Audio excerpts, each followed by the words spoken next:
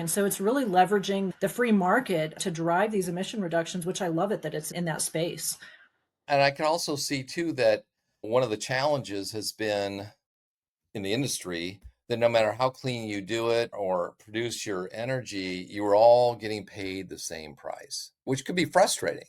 Okay. It's just a commodity. Unlike oil, where there's slight variation of thing and you get paid differently for light, sweet crude or whatever, that gas was all the same. But now with this EACs and this certification, you can actually differentiate and actually get paid for that, which is new and different. Absolutely. And it's Yeah. incentive to continue to do that good work. And it's incentive Right. for our peers.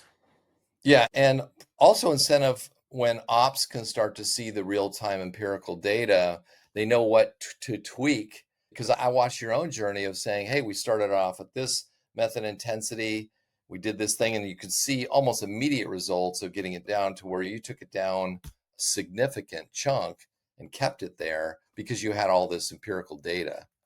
So, Absolutely. And going back to the value of the mass balance and the Promax, what that really does for us is it gives us the ability to look at our emissions profile on a source by source basis, on like specific source, not just source category, and take a look at our facilities and say, okay, what would it take to reduce emissions further? We've had some wins where we were able to consolidate some equipment and do some different things because of what we could see in that Promax work. And so there's a lot of value in that.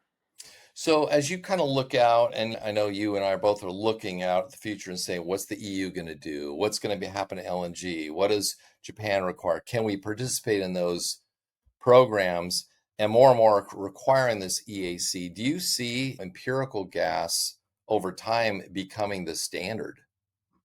I think there is a lot of demand, especially when we look on a global scale. There is a lot of demand for clean energy options. I think as more and more companies step up and demonstrate their performance through MMRV, I think we're going to see that starting to become more of a standard. We're certainly not there yet, and I think Mhm. there's a lot of work still to be done, but there's a lot of reasons to do this. It's the right thing to do to reduce our emissions as much as we can, but there's demand for it too.